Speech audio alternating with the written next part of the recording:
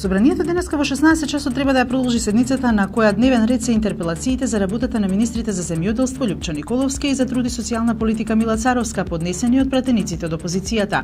Синоќа парламентот ја отфрли интерпелацијата за министерот за надворешни работи Никола Димитров, кој исто така побараа пратениците од опозицијата.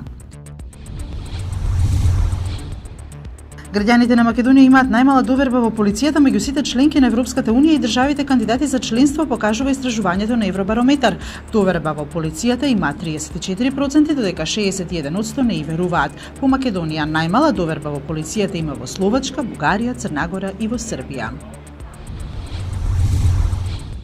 Советот за безбедност на Обединетите нации гласаше за воведување дополнителни санкции врз Северна Кореја по шестата и најмоćна нуклеарна проба што е изведена на почетокот на овој месец. Таа предвидува забрана за извоз на текстилни производи и ограничување на увоз на сурова нафта. За да се добие поддршката од Русија и Кина, резолуцијата требаше да претрпи известно облажување. Во претходната верзија беше предложено целосно ембарго на нафтени производи за Северна Кореја.